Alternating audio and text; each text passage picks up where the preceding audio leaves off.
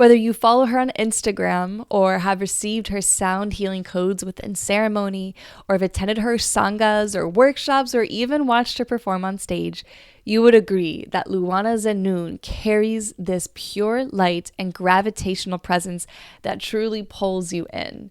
Today on the show, Luana shares her unique story of becoming the shamanic sound alchemist she is today. And like most epic tales, it was not a linear path. Despite having a successful, over decade-long career in musical theater, Luana felt that she had yet to find her true voice until she took a step away from the rat race and dedicated herself to her inner world through sound healing and plant medicine. Highlights from this episode: her experience of being raised in Brazil by parents who encouraged her artist calling, something rare to find in this modern capitalistic paradigm we live in today.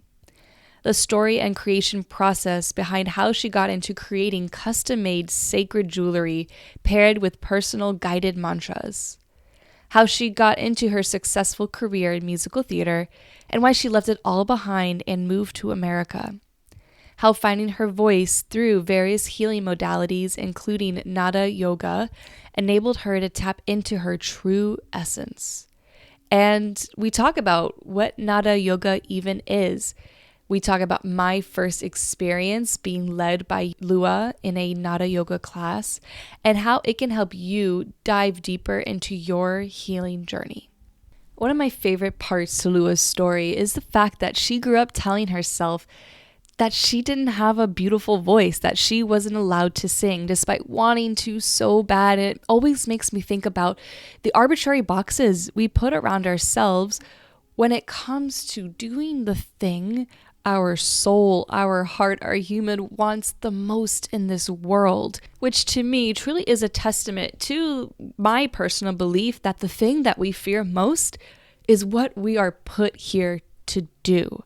And as you listen deeper into Lua's story, you learn that when she does face the thing that she is afraid of, or that she's resisting, or that her body is screaming for her to do, all of a sudden, she finds ease in her path. And I truly believe that when we are in our dharma, the universe provides us with a sense of ease. So let this story inspire you to look at your own life and your own fears and to dig a little bit deeper and to let go a little bit more and see where this beautiful life could actually take you.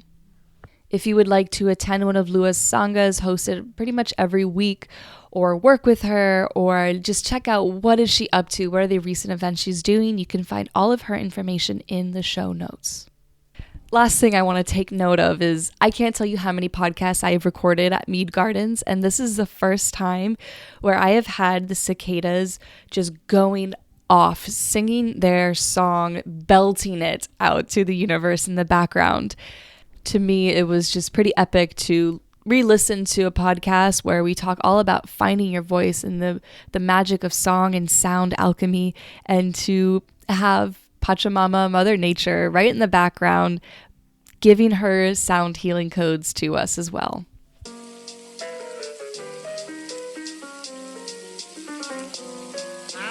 You are listening to the School of Whispers podcast. I'm your host, Stephanie, and this is my space to get real, open, and weird about my life experiences as a psychic, medium, energy healer, and student of Chinese medicine.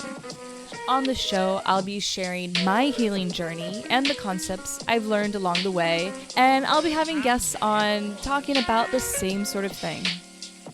I am so happy you're here, and I hope this show leaves you feeling inspired and empowered to learn how to listen to the whispers of your own body and spirit. Let's get into the show.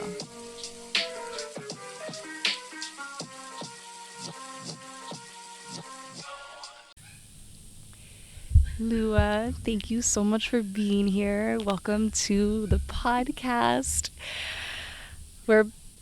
Just to kind of paint the picture, we're at Mead Gardens, and Lua led a sangha with mantras and sound, and I want to give you the space to really describe what we went through, because I kind of just was in the receiving space. But we're gonna get into all things sound and mantras and our voices, and I actually would love to share with you what I went through today in this session here. So first, I'm going to pretend like I don't know anything about you. And I'm going to give you the floor to please share how did you even come to sound in the first place? And also just sharing who you are as well. Yes. Ooh, coming close. Yes. Hi, people here in this podcast. I'm super excited to be here. I'm Lua. My name is Luana, actually, but Lua is the way I've been introducing myself around here since I came to the US, because I'm from Brazil. And I just love being identified with this name too, Lua, because it means moon in Portuguese.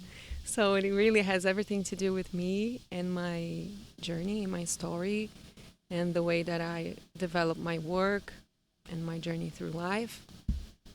So, okay, about me. I'm an artist since forever. Since I was a little girl, my parents, they always have been super supportive to me and to my brothers. I have two other brothers that became artists too, and now the three of us artists are traveling and transitioning our lives to spirituality fully, like. So it's a very interesting thing to see in my family how this all developed, how we all flow almost at the same time, each one in their area, in their field of art, moving to spirituality and self-development and self-growth. So, and each one went through some path. I've been identifying myself with the yoga path more deeply at this point, but it's actually a whole mixture. It's a whole alchemy of things, of possibilities that this work is giving me. So from the beginning, right, I'm an artist.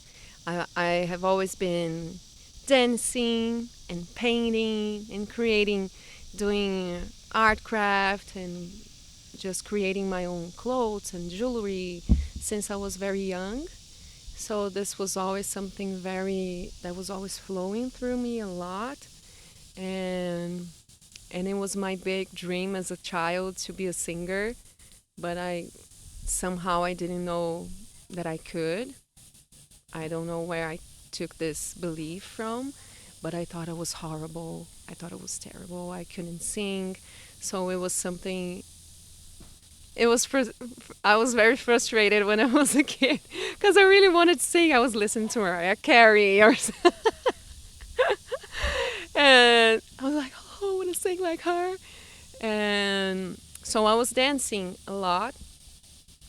And really, when I look at my story, I'm so grateful to my parents for because they always have been so supportive, like to keeping up and putting me into all the classes and Were going they for artists? it. Are they artists as well? So the interesting thing that literally no, but they are somehow.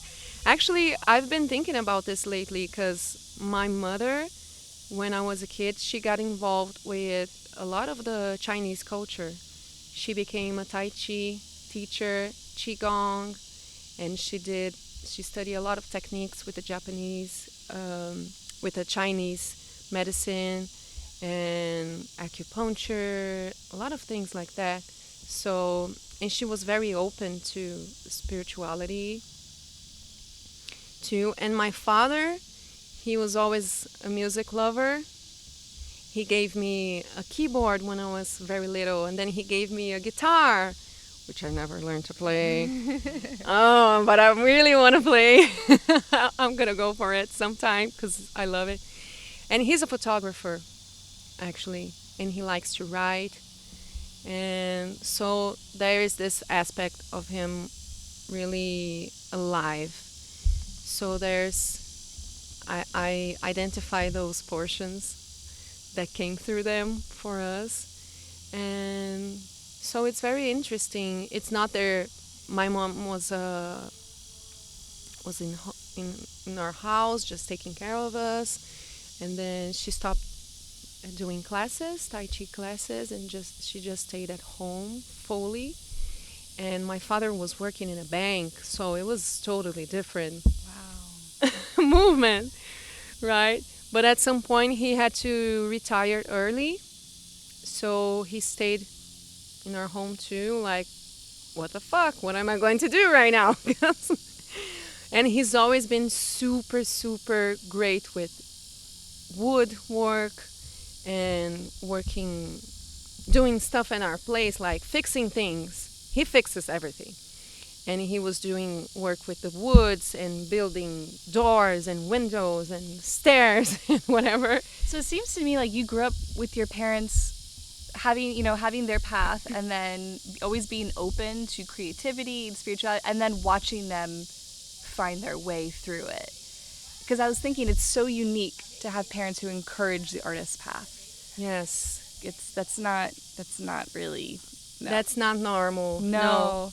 Yeah, totally. Most of my friends actually that I've been working with for so many years had so much to handle with their parents and being obligated to study certain thing, and then had to break up with this thing, or just, I mean, so many stories. So that's why, and I'm this week, this particular week that we are in, I'm talking about them so much because I'm really in a place like looking back at them and honoring them and being grateful, because also I miss them so much because I'm here now. Mm-hmm. and even for this possibility of being here and speaking English, because they, since we were very young, they put us into English classes so we could be able to communicate. They had no idea we'd end up each one in some place of the earth. But yeah, they were very intuitive with the whole raising us. And so at some point my father started picking up seeds in the park. Oh, what if I make a hole in this seed and put a thread on it? And then he started making jewelry with wood, with coconut, with seeds. And then that's when I started making like jewelry too. Right, I forgot to mention one of the many things you do is yes. Yeah. Actually, what would you call your title? I know it's silly to put yourself in a box, but how would you like label what you do as This is a tricky one, because as for the healing work, I'm saying we because Stephanie was super helpful to me in this process, because I was in Brazil and I was naming myself in a way curandeira do som in Brazil, because it's a curandeira of the sound. So but I was looking for some term here, and then we came through to this name. I'm a shamanic sound alchemist, because I bring the shamanic work very deeply. Mm-hmm. And the sound is the essence of it all. And it's an alchemy, because all of those aspects that I bring from my story, with the creativity, with the art, it's all alchemized in this path towards the healing process. Mm-hmm. Even with the jewelry, because the jewelry is not something that is apart from that. So yeah, I have to figure out some way to put the jewelry part into this shamanic sound alchemist part. I mean, in a way, because alchemy is creation, like making something into another thing. And I know what Cindy mentioned, that you incorporate your sound as you make your malas. Yes. Can you give a little bit more? Tell us a little more how you do that? Yeah. So after this whole process of beginning to understand I could create stuff also. Actually, this earring I'm wearing, it was one that my father did make. This part here You're not seeing it, but it's a feather. It's a blue feather earring with a coconut. And then I remade it with crystals. With, yeah, with another crystal. So it's an alchemy. That's the thing. You grab something and you transform it.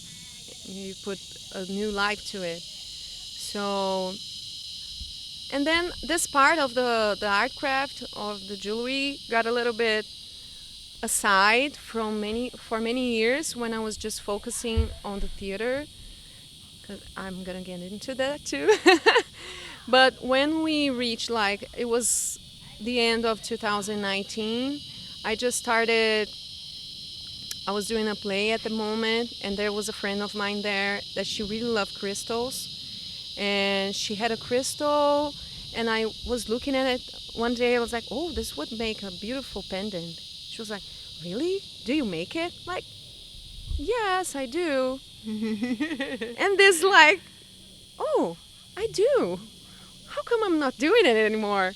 So I just started grabbing crystals at my place, and I still had a lot of material from that time that my father was making the jewelry. So I just started grabbing things that I already had and putting together with crystals, and then creating an earring and a necklace. And one of my, I don't remember how to say this in English. I'm sorry, guys. The a beautiful lady that was working with me in the theater that helps us with the costumes. Oh, like a costume designer. The Seamstress? Yes, that helps us during the daily basis.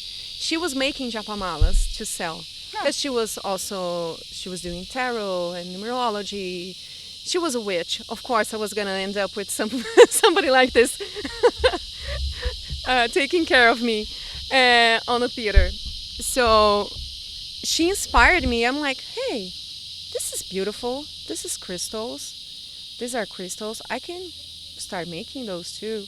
And then a friend asked me to do one for her, and another friend, and another one. And then 2020 came. Actually, before this, I went to a waterfall one day and I was doing a self ritual with tobacco at the time because I did like an initiation with a chanupa. So I was just there smoking myself with the energy of the waterfall, and I just received this. I received some codes. One of them was the name of the brand. I didn't even know I was gonna have a brand, so this name came through, which is Halwa. And I just knew this name would be for this brand that was not even a real thing yet. So it's a vibrational code. So since the moment that it was born, is already has this connection, this channel open. So when 2020 started and everything like pandemics and all of that, I just thought it was gonna be a great thing for me to use my time because it was really a moment that I was diving deep into the sound, into yoga, into all of the things that I was already studying and really dedicating my life to. It was a moment to just put total focus on it because the theater stopped. So it was so organic, this process. And I just started seeing the jewelry in my head. I'm like, oh, I'm gonna use this crystal. I'm gonna do this combination. I'm gonna do this. And then when I sat down with the crystals, they were just like telling me how to harmonize them. And Do you have to get yourself in a trance state, or when you sit down and you begin working, it begins, the state? it depends on the day. Sometimes I'm really into it, but there's some days that are more tricky. So I just need to focus more and ground myself. But it's getting more and more fluid. But I have so much care with my energy when I'm making it. Like, I'm not listening to anything. I'm not watching whatever on a Netflix show or something like that. It'd be so easy to do that. Yeah, just sit on the couch and put some crystals on a thread or something like that. So it's not the same thing. I mean, if I'm when I'm making it, if I want to watch something, it's always something very high vibrational. It's a podcast for with specific messages or a message from a spiritual teacher that I really like the messages that he brings. That is called Trigueirinho. He's a Brazilian teacher. He's not here anymore in this realm, but his messages are so powerful that they speak to my heart so much. So, and there are other people, other references that I have, or if I'm not listening or watching anybody, I'm just putting some mantras or some audios with frequencies, and I'm chanting during the process. So I had a friend that works with like branding, and she helped me come put some stuff together with the sound and with my work as an artist. And it was like 2 years ago, she told me like, oh my God, what if you do like channel meditations for people? Whenever you're doing a jewelry, you just put this thing together and you send to the person, or you can put it on YouTube. And she gave me so many ideas, and at the time I was like, yeah, this sounds amazing, but okay. And it didn't came through at that point. But now, the first moment that I did my first custom made mala bead here in the US, my first client, it just flowed. It was like so easy and obvious. It was like, oh, it was here the whole time. That's it. So I was just sitting, finishing the mala, and I started chanting. And then I put an audio for a tampura, which is an Indian instrument. And I just received like the message recorded. Because it's always like that. It's always straightforward. This intuition voice, it was just like inside of me. Grab the phone, record it. Like, okay. So I put the phone to record it. And it came through like a 12-minute meditation with the full light code channels, music. So I'm like, wow, this is so nice. So now this is a personal sound amulet that this person that has an amulet, a physical crystal amulet, now has this possibility of connecting with the sound that I was channeling to that specific person, to that specific jewelry at that moment. So it's like putting a bowl, a sacred bowl, into that moment, like ritualizing that moment in time. So whenever the person needs to connect or charge the jewelry, it can listen to this recording. So this is what I've been working on with the part of the brand. So it was the way that finally the two works super connected. It was like click. I've been thinking a lot about how watching you, like since I've met you and since you've moved here, everything has just flowed for you. Like it seems to be the nature of your work, and that's how you know you're in the right space. If it flows, it's a go. If it's not, maybe wait and see. And like the way that you led this, it was so effortless. And I was thinking, how cool would it be? Is every time you level up, yeah, you're gonna have a little bit of moments of like, yeet, but every time you level up, that thing that you do is the thing that you do all the time, right? It's so easy to do and to share with other people. Basically what it is just you sharing, at least was what it seemed like for me. You were sharing your personal practice with us, essentially. Yes. Yeah, like you can feel how intimate it is. Like this is just, it's who you are, and you don't have to try so hard. And I feel like that's a really good barometer of if you're sharing the right gift or message with the world. Yeah, yes. Absolutely. So this is one of the beautiful things that I've been experiencing this here in such a beautiful, deeper level, like I've never done before actually.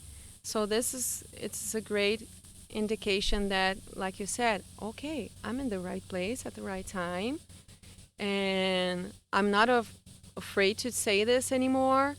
because I was like, oh, maybe I cannot say this too much because it could sound like cocky or something or whatever, like those things that the mind keeps Yeah. blabbling for us to doubt ourselves because this blabbling mind that is trying to sabotage, it's been here for a very long time. Right. Since that moment when I was a kid that I wanted to be a singer, that I didn't know I could do it. It was like, oh, you're terrible. I You're think about terrible. that all the time. Oh. That you told yourself for whatever reason that you couldn't Yeah. sing. Nobody else did. No one else told you. No, I don't remember anybody else telling me that. And Actually, then- my father was the one. He used to hear me like around the house, and he was encouraging me, sing, open your mouth and sing. Just do it. I'm like, no, I'm terrible. I can't do this. I don't know why. So it's a crazy thing. It was a long journey. How many years? Because I mean, so for those of you, I'm probably gonna mention the intro, but Lua's whole career is her voice. So I guess that's why, because you had to take your power back. You had to remember. Yeah. But I mean, you went right into musical theater, right? Straight from Yes. school. Yeah. And then now you're in a whole other trajectory. But Yeah.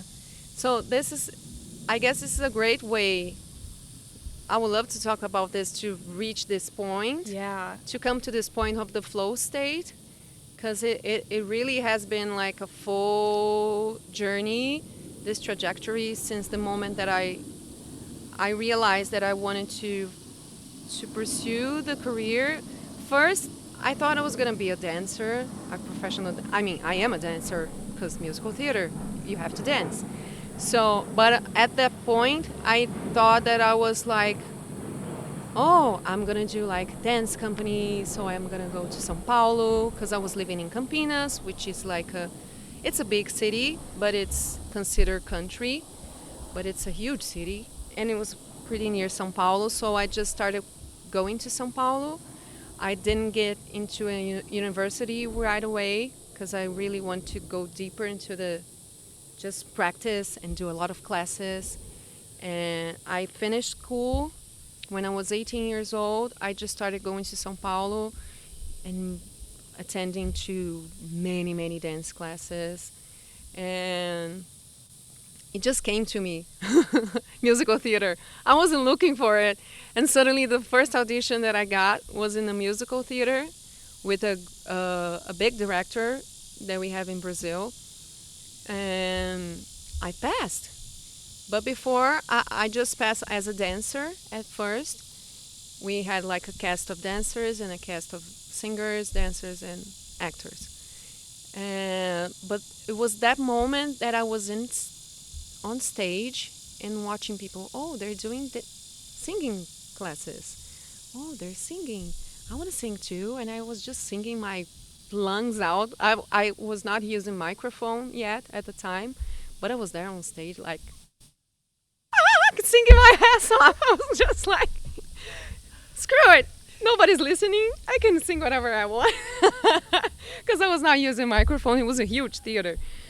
Then I'm like, hey, I don't like this thing. Then I started studying. It was 2005 at this point. So, yeah. A lifetime ago. A lifetime ago. So crazy. So I just dived deep. I went deep into the singing classes. It became my obsession, like a really beautiful, good obsession. I was just doing singing classes no matter what was going on. If I had a job, if I didn't, if I had money, if I didn't, I just made some way out to do my singing classes. And it was a hard thing to break those beliefs that I was, oh, I'm just a dancer. I don't sing.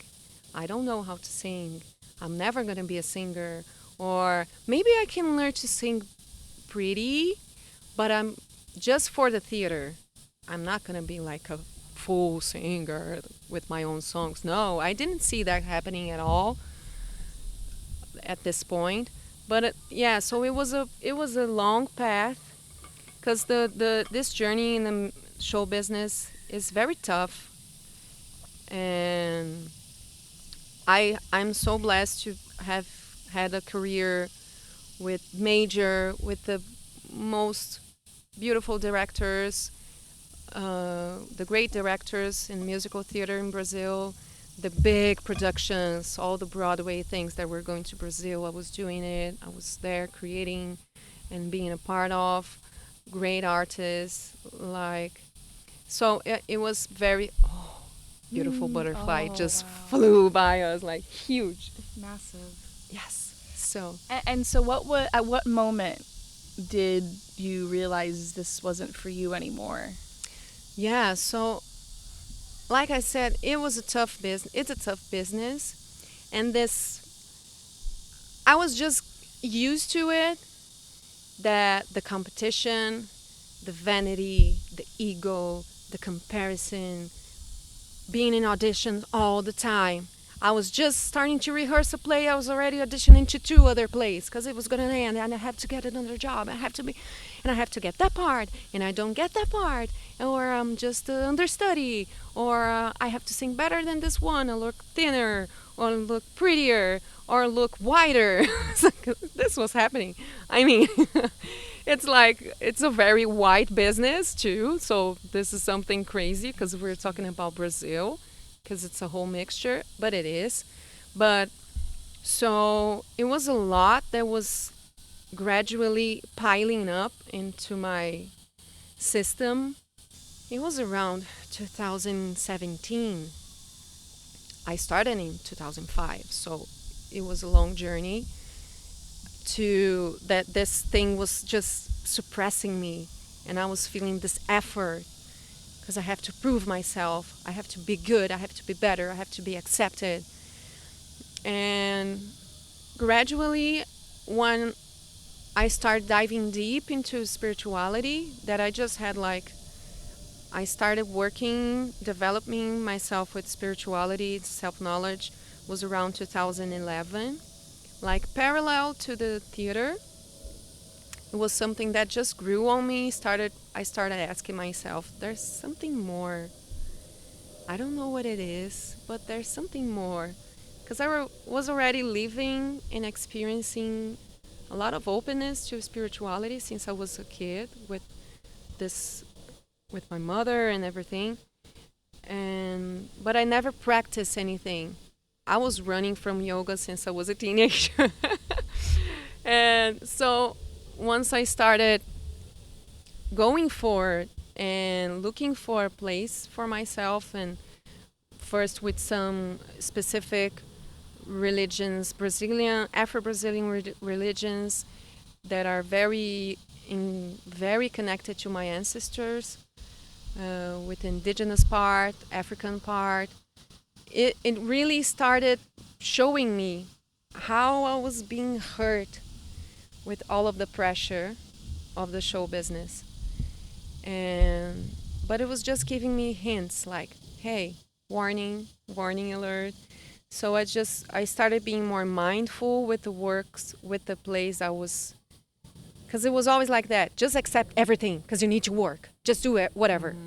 So now I was like, hey, wait a minute. It would be nice for me to choose. I need to have the power of choosing. So it was that moment in 17 that I was like, hey. And then it was finally 2018 that I had like a breakdown.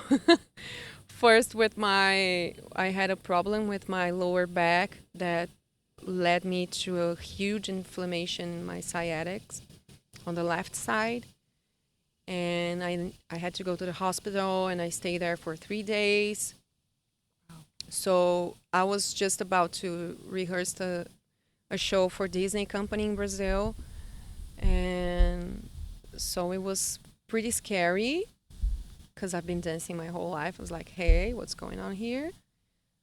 And then slowly I started looking at it. When I remember being in a hospital and just looking at the ceiling, like feeling this huge pain in my leg. I was just like, Holy Spirit, there's something going on here. Body, you're trying to tell me something. I want to hear it. Let me know. What do you need from me? It was the first time I did it.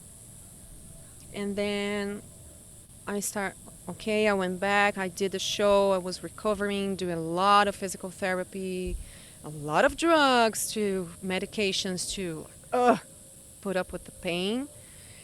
And I did the show. I was called to do a whole another musical, and I started rehearsing with a lot of pain yet. And when we were about to reach the opening show of this play, it was Chaplin at the time, I lost my voice. So it was that, I mean, I had trouble with the voice a lot, many times before. But it was like, oh, you just have some medication and some stuff, and it's okay. But this time it was pretty serious. The way that it was out, it was gone, and the timing too, because my pain in my leg was starting to fade out, and then the voice stopped. So that was really when I was like, okay, Body's like, you gonna listen to me now? yes. Hey, you're still not doing it. So Stubborn. It's so funny on the one of the recent podcasts I was talking about how, like, I feel like those of us who are so stubborn have to go through our body breaking down in Yeah. order to break through with our spirituality. Like, Yeah. we have to be brought to our knees, and then we're Yes. like, okay, I'll do whatever you ask. I don't care. I'll do it. yes. And now it messed with my voice, because it was the most like precious thing that I developed. So with throughout the years, like with perfection. I was managing to do everything that I want in my voice. I was already like, oh, yes, I'm a singer. I can do everything. I was singing opera, I was singing R&B, I was singing Broadway, I was singing Brazilian music. Everything. I could do it all. I was like, yay! And then it broke. It stopped. And now was the moment that I'm like, okay, I need to go to yoga. So this was when I really went to start doing yoga classes, a lot of yoga classes. And of course, I did a lot of phonotherapy. I changed my singing teacher, because I was with my maestro for many years. He was amazing. He was major shift in my life. I'm so grateful for him. But at that point, I felt that I needed to understand another kind of approach. And when I had this decision, I made this decision of looking at it more deeply. Literally, people start coming up to my life. They were just popping. Hey, this is a work that a friend of mine came back to from India. She's gonna host a dance workshop, Lakshmi dance workshop, and oh, there's a girl coming with her, a beautiful woman, a beautiful goddess that was there with her in India, working with something called the voice of the womb. I'm like, oh, this is interesting. So I went to this workshop, and like in one morning that I was doing this work with the voice of the womb, it came to me, this realization of why my voice broke down. Because she was trying to tell me, where is your voice? Right? Because I build as much. The thing is, I started diving deep into spirituality, but my work was separate. So as I dive deep into spirituality, it was becoming more and more apart, one thing from the other. So the voice had to break so I can build a way back, integrated and aligned with the spirituality I was working with my own essence. So it was this moment that I was like, fuck, I don't know what is my voice? How does my voice sound like? What is my essence? Because I'm just reproducing beautiful sounds and stuff that I learned thoroughly, but I don't know how I sound like in my guts.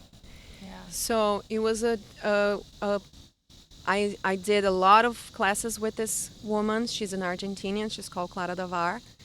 And whenever she was in Brazil, I was there working with her to unleash this voice. And then another woman came up with a beautiful that I met her for many, many years. But she also been through a transition. She was in opera and musical theater. And then we got together again. She was fully into yoga and into this path with the voice called Unraveling of the Voice. That is from the anthroposophy. So it's another whole look for the voice as a healing tool for everything, like for your etherical body, for everything. So I was started doing work with her too. And then this is what happened. It was like 2018, people were coming up. So there was a big event for spirituality and yoga in São Paulo. I'm there. So I went there and I met Felipe Sucupira, which is my sound healing mentor. He was there doing a sound healing session with the crystal bowls, and I was just mesmerized. I'd never seen that before. It was when I came to be aware of sound healing as a tool, as a path. And I did a session, a collective session with him, and then an individual with him too. And it was like a major shift. I was like, fuck, this is so powerful. I still have visions about those first sessions that I had with him like 5 years ago that still come up. So I became like super obsessed with sound healing because I'm a Scorpio. I get obsessed with things. So and then at the same time, it was just like a whole blah, blah, blah, blah, blah, things that were piling up. Then I also get to know the work with Anada Yoga right after, which is the yoga of sound. I went to a concert, a meditative concert in a place, and I get to know Marcio and Gabriela. I love to say their names because they're so important in my journey. They have a school called Intuição, that is literally Intuição, like the meaning of the school. They were bringing the Nada Yoga to São Paulo that they were studying. And Nada Yoga is the branch of yoga that's all for sound. Yes. Okay. It's specifically the develop of sound through the sound. The yoga path through the awareness of the sound. So we work with voice activation, with mantras, with the classical Indian music, and all of the other stuff that yoga brings us. But instead of doing asanas, we do sound and we chant or whatever. So it was all in the same year. So I end up 2018 with this whole new universe in my arms. I was like, I want to do this. This makes so much sense. So when I started 2019, I was in a big musical too. I was doing Sunset Boulevard, and I went to like whole other musicals too, Zorro, and then an opera. I was doing it, but I was already like, this is not for me. This is not for me anymore. This moment has passed. So I was kind of starting saying goodbye. I was feeling like I was saying goodbye to everything, to all of that, and studying parallel to this, practicing, studying, going for all the courses and all the opportunities. So, and then finally, at the same year, I came to go through my first ayahuasca ceremony. And that's when really things shifted major. Like, it was a whole another portal that I went through. Was that when light language came to the table for you? Okay. Yes. Because until that point, I was not, I mean, I was feeling that my voice was starting to opening other layers, especially with that instrument that I have, the Shruti box. I didn't have one yet, but experiencing the sound of the Shruti box, which is an Indian instrument that looks like a harmonium, but it's simpler. And it just opens so many layers of the sound, and my voice started to doing things that I'd never done before. I was like, hey, what's going on here?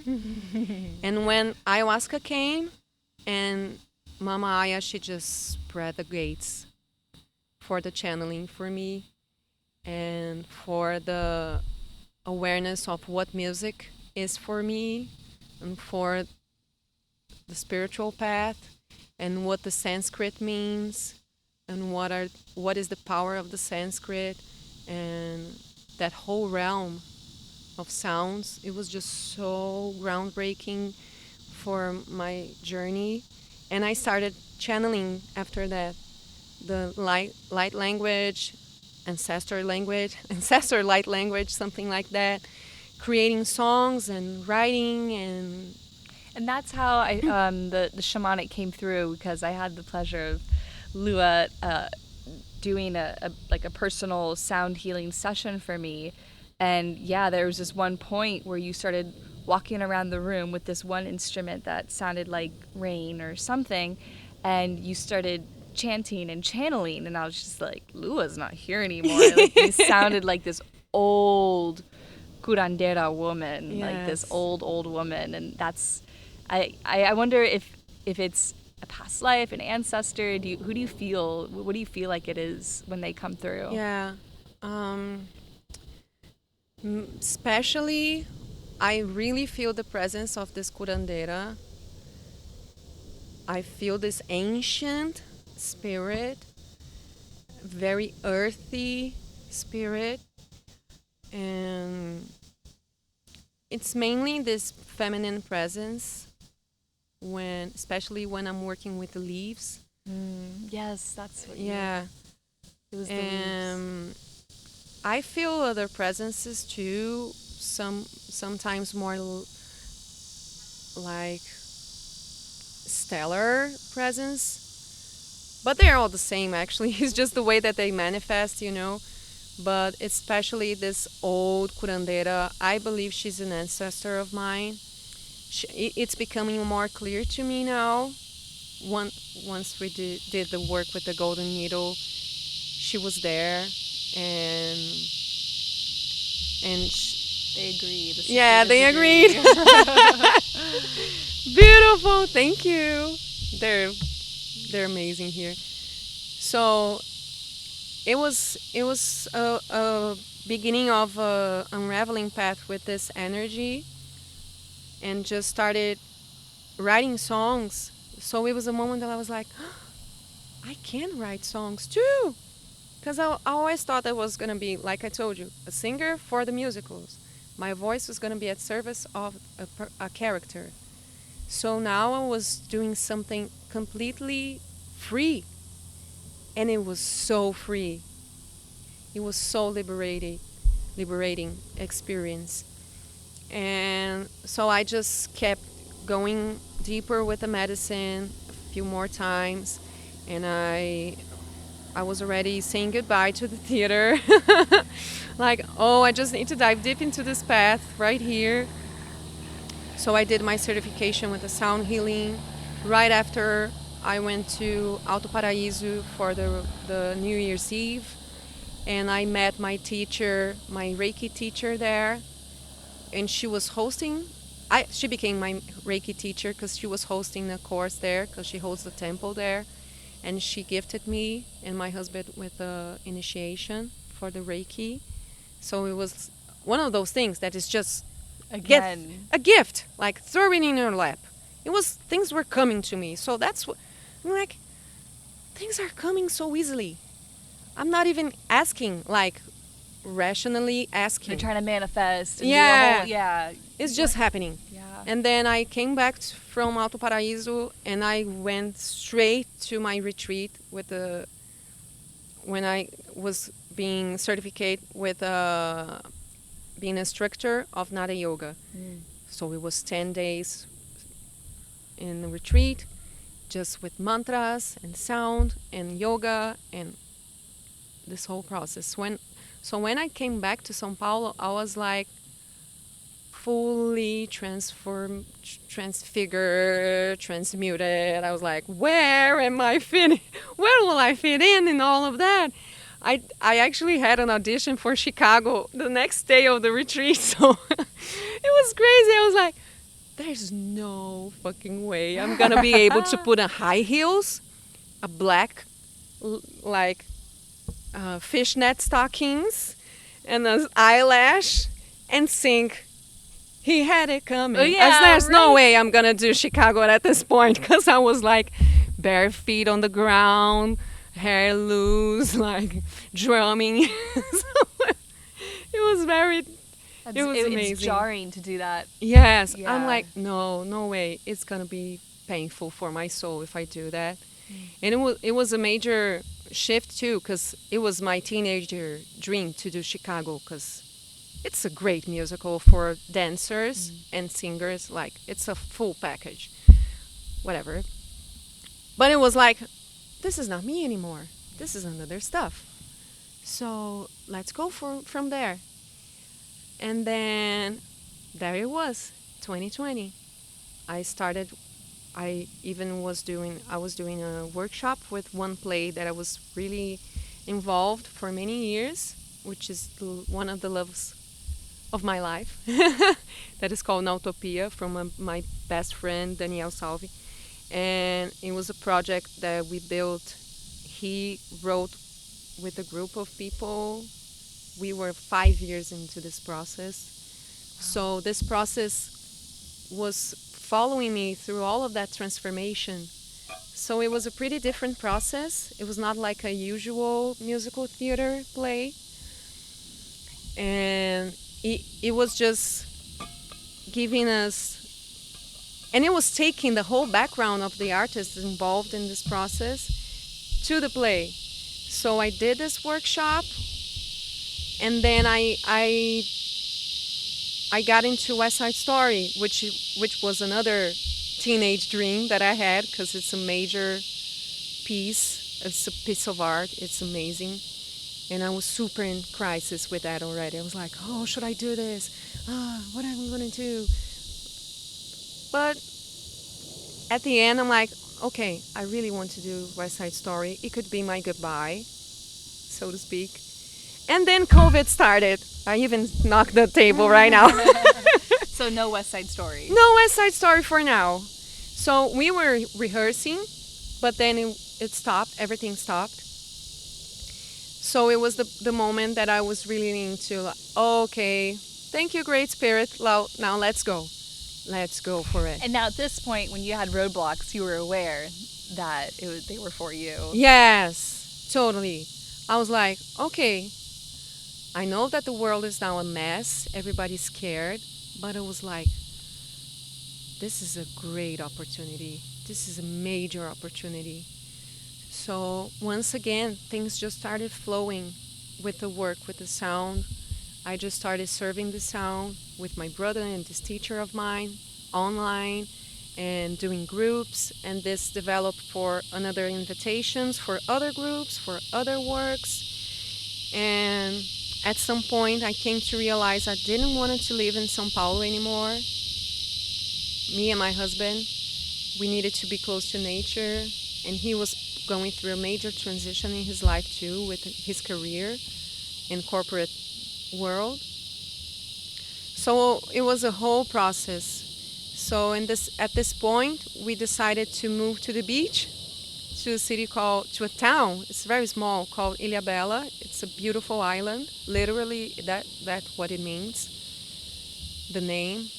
So being there allowed me to be fully integrated with nature and serving sound. So I started doing retreats and events, yoga classes, and small groups, mantra circles, putting into practice all that I was getting. Because since I did my certification with Nada Yoga, I never stopped studying. I kept studying with groups in that school with my master, my maestro. He's an Argentine maestro. He's called Marcelo Giacchino Vicente. And I'm always with him, online, whatever, somehow I'm there until now. And so I was able to pass this forward. So is this where you learned how to lead a sangha? Yes, Okay. I was having this opportunity to understand the ways of leading those experiences. And so it was the first time I was in a leadership. I'm doing, how is it called? This thing when we do like this in the air. Air quote! Something like that.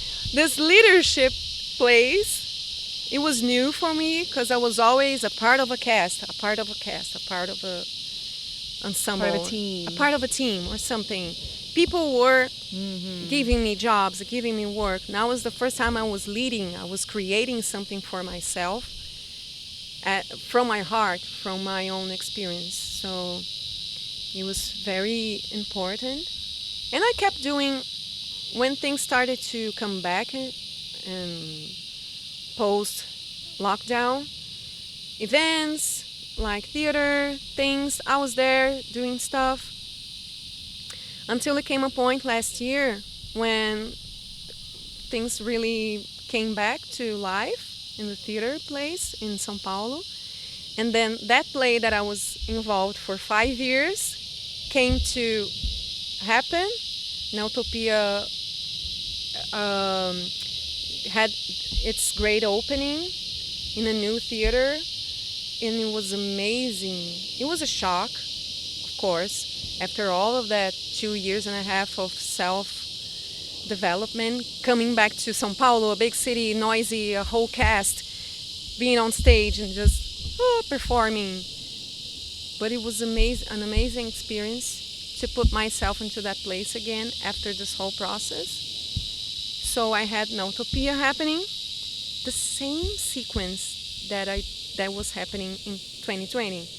First I did Utopia, then I started rehearsing West Side Story, and then COVID. And then lockdown over, I did Utopia opening, and then West Side Story came back. And then, again, a whole crisis. Should I do it? Should I do it? Should I do it? But then I was like, yes, I need to close this cycle. I need to fulfill this dream and have this experience, this whole teenage dream thing. So when I did West Side Story last year, it was the first time that I experienced freedom when I was in stage. And it was so powerful. I couldn't care less what people were thinking about. Were you more difficult to direct, or? No, not at all. I was just so open. You just relaxed. I was relaxed. I was like, I don't need to prove anything to anybody. So I was just doing whatever they were asking from me. I was doing. I had a character that was like a funny character. That first, like 2 years and a half before, I was like, how am I going to pull this off with this comedy like? And at that point, I was not thinking about, I was just doing it. And it was coming so greatly. It was so good. It was just so easy. And I used like a big blonde wig because it was like a Puerto Rican who wants to be an American, so she had like a big bleach wig. And I was the understudy for Anita, which is the main character, and I got to do it them all in the most integrated and embodied way that I've ever experienced in my life. And people was seeing that, was talking about that. You look so mature on stage. You're so different. You sound so different. My musical director, he was like, you're singing so much better now. What did you do those 2 years? Like, hey. You don't want to know. You don't want to know. There's a whole journey here. So it really was a full circle moment. Because when West Side Story ended, I got my visa, Wow. my US visa. Holy shit. My granddaughter was being born, and we were deciding to move here, to come here and live this crazy adventure and experience. So it really was the last play that I did before coming here. I don't know if I'm gonna do anymore, anything, but I just know that since I got here, the state of flow, of just being so aligned with the heart, it's something so miraculous. You earlier, when you were talking about how tough the business is, the musical theater business was, you were tapping your heart, and I was thinking, oh, she had to close her heart in that business to protect herself. Yes, yes. And now you're in your state of, I mean, you opened it up during your awakening, but now it's like, how far can it go? Yes. Yes, this is the feeling that is so beautiful and so... I feel like a kid. I feel like a child again. Because I just feel like I can be playful. Of course, I don't want to romanticize the whole story. Oh, now everything is so easy. I'm just flowing with the spirit. Yes, but it's tough as hell. I mean, It's scary. It's like the it's Shiva scary. process, like Yeah. you said earlier. Exactly. Today we were tapping into the energy of Shiva, which is this Trinity aspect of creating, destroying, rebuilding. It's the whole process. Again and again. Again and again and again and again. And destroying those views of myself, what I thought my life would be, or how it should look like, or what career meant, or anything. And just being in a whole other country and just starting from scratch. But the beautiful thing is that I'm realizing that starting from scratch has given me the freedom to be anything I want and the spirit wants for me. So not having strings attached. Because I was there in Brazil, there's a family, there's the theater, there was things that I was still like holding on to.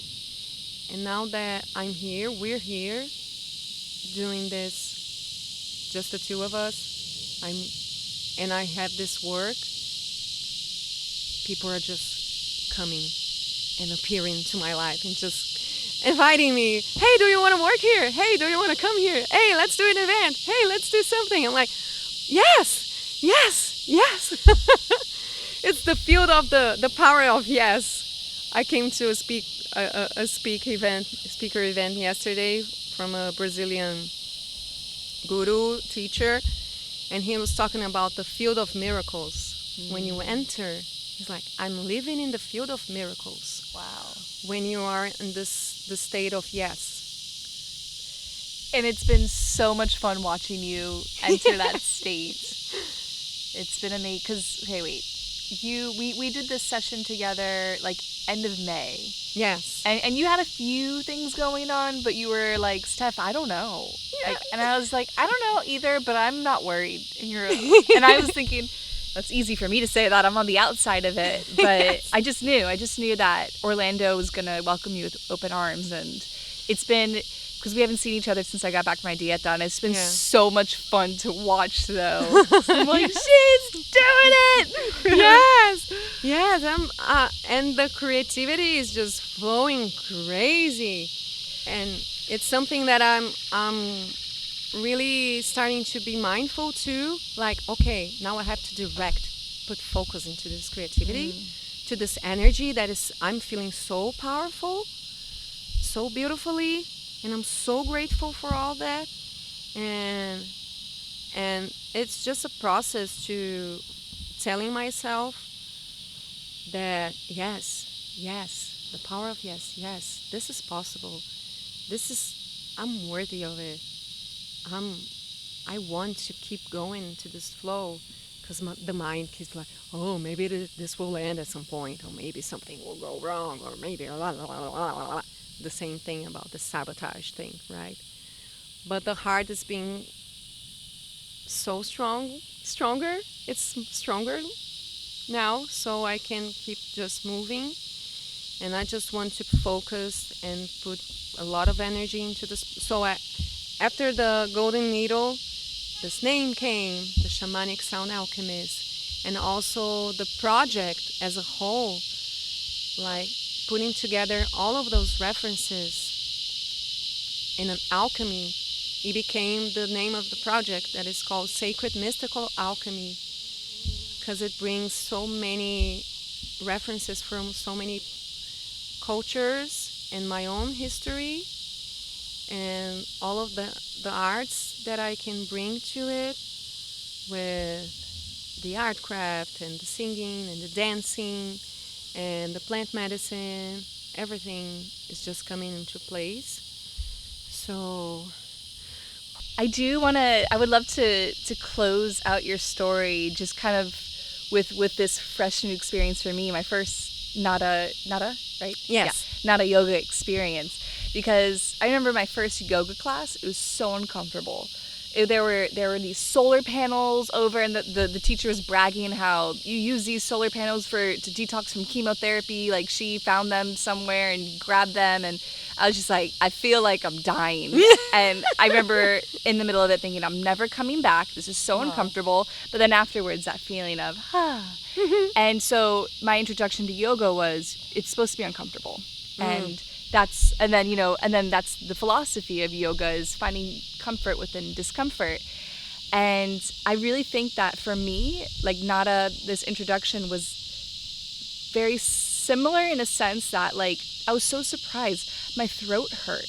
Yeah. My throat was really, when we were doing the chanting, it felt like there was something stuck in my throat that I had to swallow. And I swallowed a few times, like, no, this isn't going away. And then I could feel the constriction. And I was like, oh, this is that moment where if I wasn't aware of the magic of the alchemy of discomfort, I would stop and just probably hum or whatever. And I was like, but instead I told myself, sing harder, sing deeper, like pull it deeper from your root, keep going.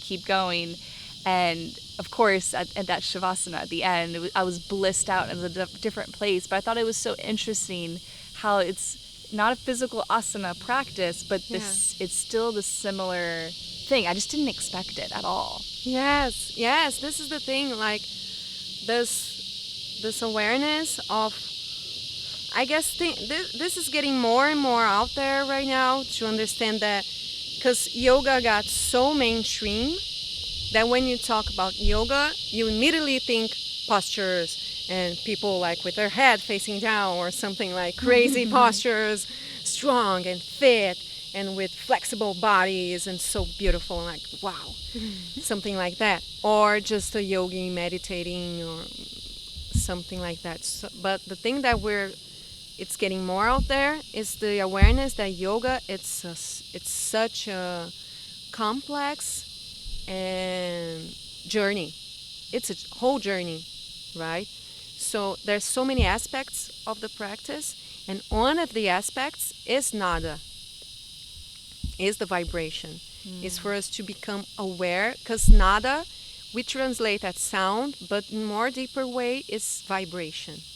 So now that we know for sure that the whole existence is pure vibration, there isn't anything solid. Even the toughest matter is just frequency in another level. It's another type of vibration, vibrating lower, very, very low. So it's hard, so it's dense. So when we understand the vibration aspect of life, that is what Nada Yoga means to put us into it. It's something that we can bring to all of our practices, including the asanas. It's not something separate from the other. It's all about the same thing. It's just the awareness that the sound brings us in a more like sensitive way. Is through the work with our own voice, we can really tap into this consciousness of this vibration that connects us to everything else. Whenever you're chanting or humming or doing some voice activation, and suddenly the audible sound fades out, and you're just in the moment, and the silence that remains, it's so filled with energy and presence, and then you can come to realize that's the field of resonance that connects it all. This, because every work with the sound is a bridge to silence, actually. Ooh, Yeah, love that. we use the sound as a way to reach silence, this deeper state of awareness, of unity, of yoga. And right, this is the way. Yoga is the connection with the divine, whatever this name has. But so the sound brings us this awareness of the silence in a deeper way. So we have a lot of blockages, just like when we're doing an asana and we don't have like the stretching is not quite there yet because I'm still my back is stiff, or my leg doesn't fold that way yet, and you have to practice and go a little bit more, finding discomfort and the discomfort. The same thing with the voice and with the sound. It's not always supposed to be a, like a joyful or easy experience, because these blockages are they're there for so many years, or maybe you're carrying it for lifetimes. And what I've been working on is, because I learned, it opened up in ayahuasca, my dieta is beauty. Like, Yeah. I've been really called strongly by my guides to destroy my current ideas of beauty and rebuild what they are. And so I thought it was funny. He gave me one, the rose quartz. This is about Yes. self-love. And then I just felt how it's been very uncomfortable. Having this at the forefront has been deeply uncomfortable, and knowing what I must do to get through it, I'm like, ooh, this is all really uncomfortable. I was like, of course, this moment, my intention was to work through that. So of course, it's gonna be uncomfortable. Yeah. I wouldn't expect it to be any other way. Or Yeah. no, I expect softness, but the softness came after. Yeah. It's there all the time, actually. Because the softness, the well being, the unity, it is our natural state of being. The thing is, we have so much stuff piling up in our system, blocking us to see it all, that the discomfort is to remove those things. But the softness is always there. That's why when we stop everything and just lay down in Shavasana, we melt. Because it's been there all along, right? It's that metaphor that everybody talks about the blue sky. The sky is always there. It's just the clouds passing by. Sometimes the clouds are heavy and it brings rain and covers the sun, so it's dark, but they're just gonna go away. But the blue sky is always there the whole time.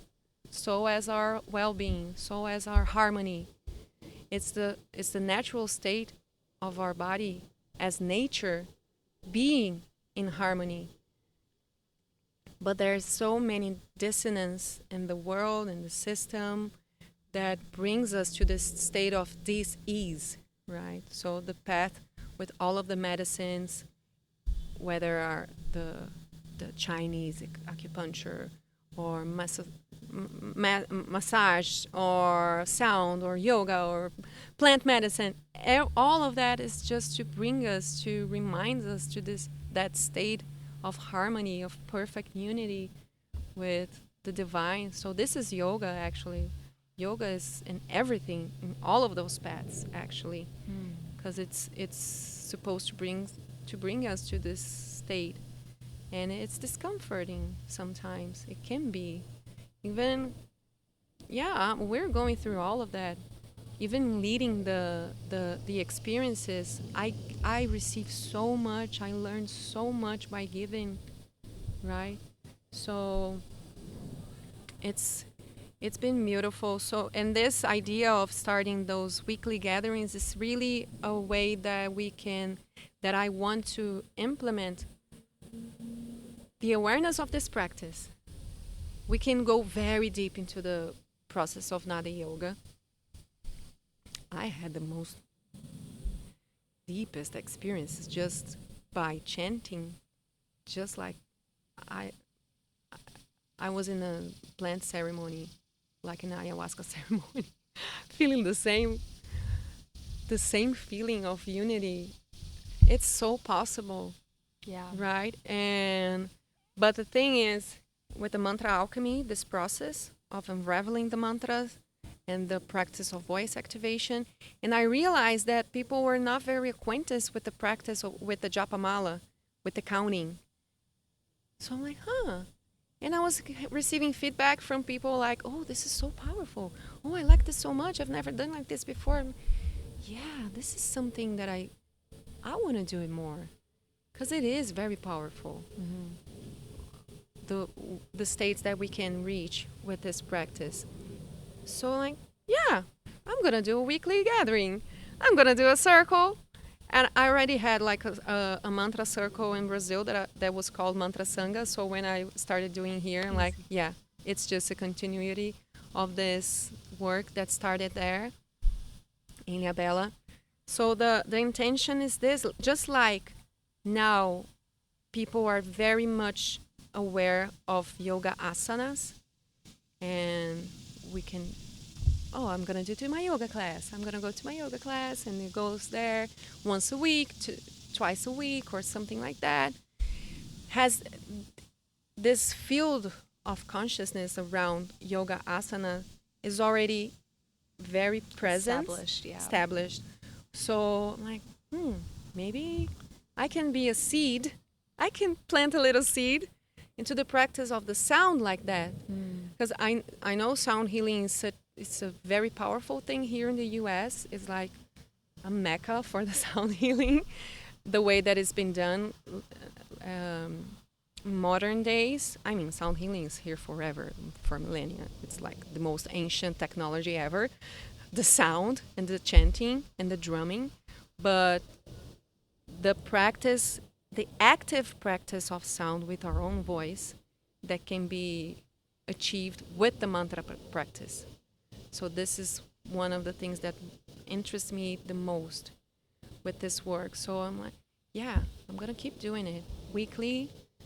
Maybe I skip one. I don't know. Things happen. But it happened already that one person came to one of the gatherings. I'm like, okay, let's go. It was just for that person, and it was perfect for one person. So it's a way to build this field of awareness around this. And I don't know where it will lead me, will lead us as a collective. But it's just something that I feel really powerful to tap into. It is so. And ever since having you in my field, it's incredible how mantras and chanting and all of that has become, like, yes, hearing you say this all is affirming, because it's all been kind of creeping its way in. And then when I met you and we had that session, it was like, then you taught me the chant. Yes. Yeah, it's just like, I started when I got back from Dieta, I started a devotional practice to Lakshmi. Wow.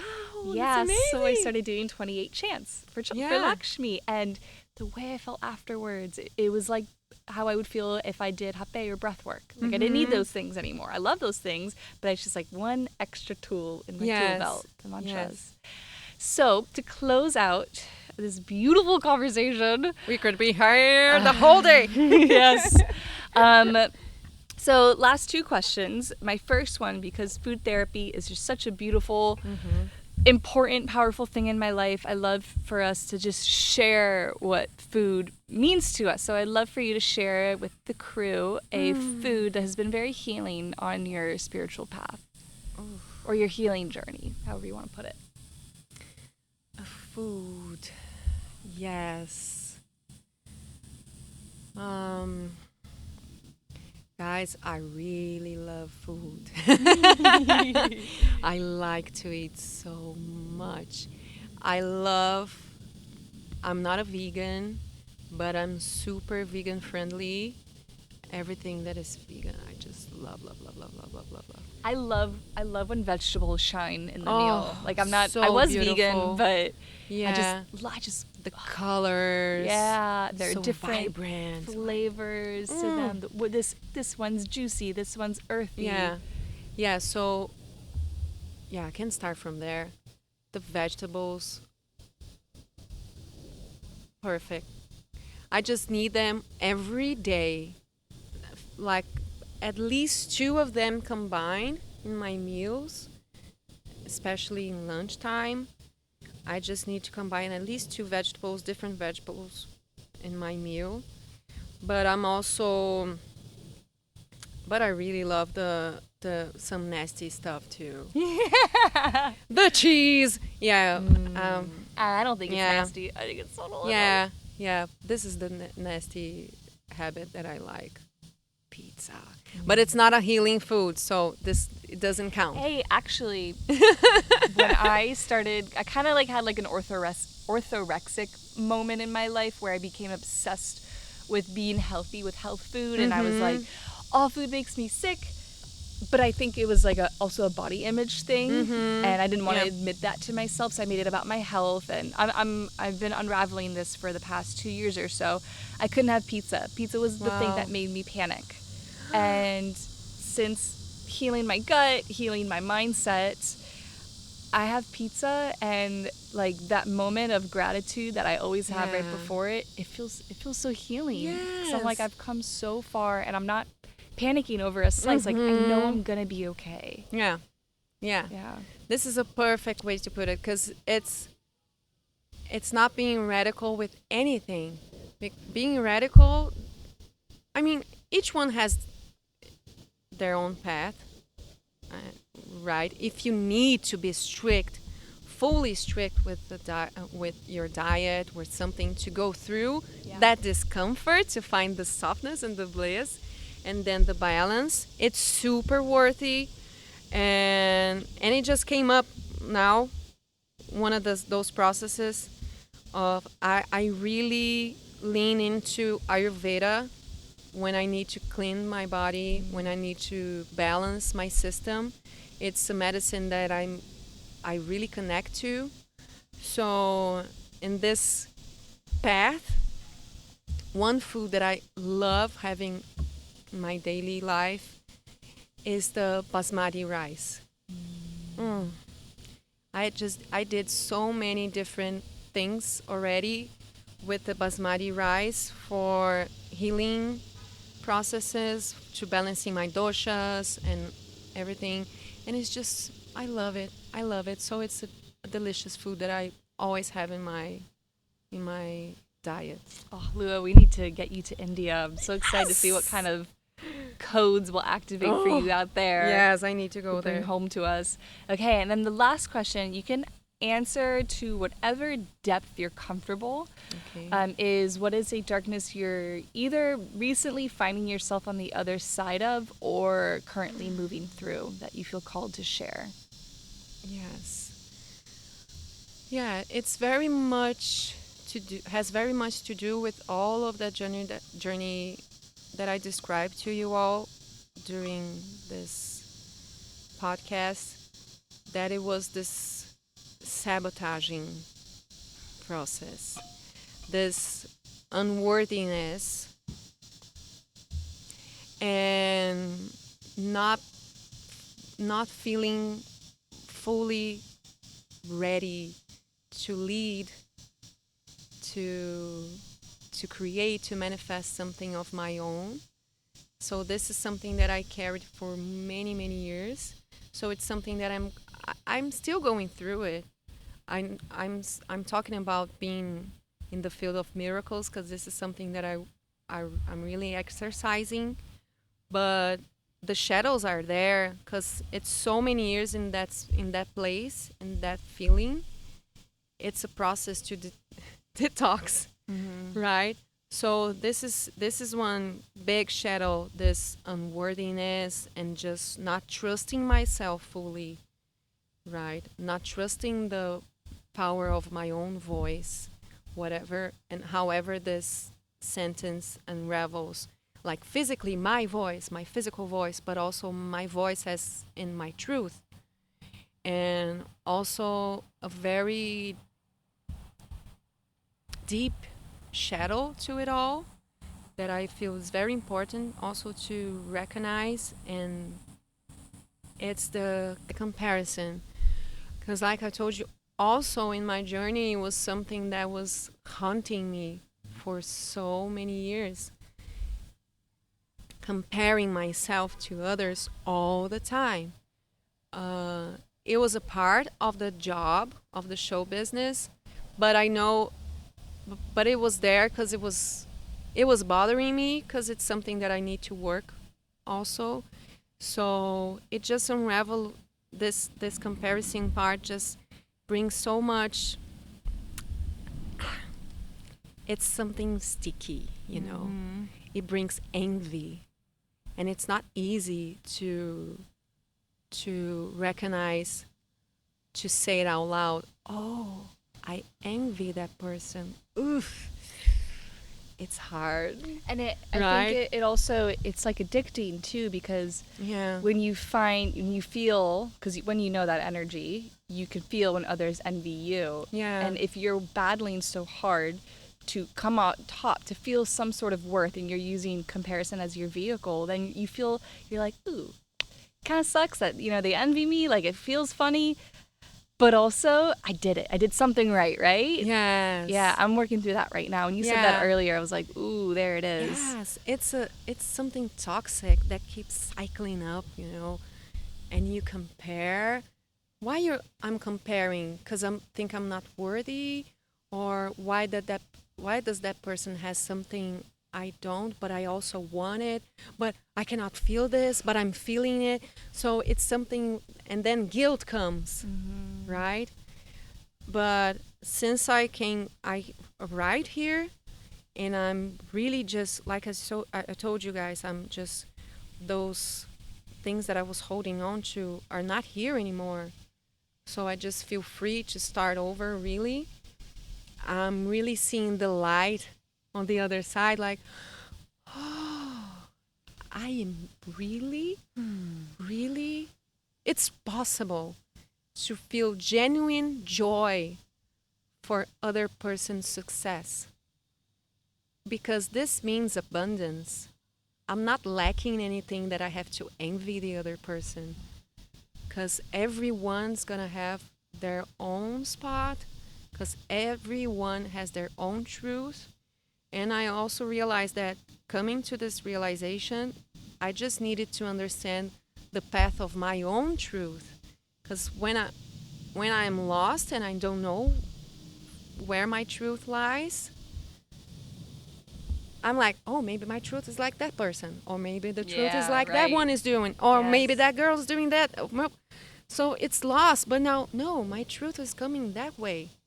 I have this unique way of acting, of pursuing and serving the world. Nobody can do like I do, and nobody can do like you do, or you, or you, or you. So this is one thing that I'm on the other side looking like, yes, I really want that beautiful woman to succeed because she's so powerful and beautiful. And I want to be there cheering for her. And I'm saying her and girl because it's something especially Yeah. amongst us women. It's a collective journey that so collective. many of us are. Yeah. So it's one of the things that's very that are, those two things are so and they're interconnected, right? So this is my shadow. Well, thank you, Lua. Thank you for sharing your shadow, your voice, your story. This was Thank you. so amazing. I love this. And if I had more battery, I'd probably not wind it up now. But as we finish and we say goodbye, how can people find you? Yes. So I'm on Instagram as the name on the Instagram is still as Luana Zehnun. So it's LuanaZehnun. And that'll be in the show notes. Yes. but you can call me Lua. Like I told you guys, this is my working name right now, Lua Zen. It's just my name, shorter, and it just fits perfectly with the energy that I'm intending to create. And so I have the Instagram, the Facebook page is just there, but I have my YouTube channel that you can find with my name too. It's been asleep, but I'm waking it up again. It's gonna be activated, but there's a lot of videos there too, and a lot of stuff about my career too. So it's fun to see some stuff like interviews and musical theater, and yeah, and in my Instagram you'll find everything on the link on my bio to my page also, the page for my brand Halua, and Spotify profile, YouTube channel, and also the group chat that I've created for Sacred Mystical Alchemy. It's a group chat on WhatsApp where I'm going to keep everyone posted in a more direct form. It's like a sangha, really. People that are interested in the work that I'm creating, I can talk there more directly and share inspirations that I have, and also a way to update everyone with the weekly gatherings of the Mantra Sangha. So I guess this is it. I guess it's all covered. Beautiful. For Yay. now. Yeah, part 2 coming soon because I want to get into more of the philosophy of the mantras as well. Oh, yes. Yeah. Yes, we need to dive into that. All right. Well, thank you all for being here. Thank you, Lua, for being here. Thank you, everybody, for listening. It's been such an honor and such a pleasure for welcoming me in this beautiful sacred space. Namaste. Namaste.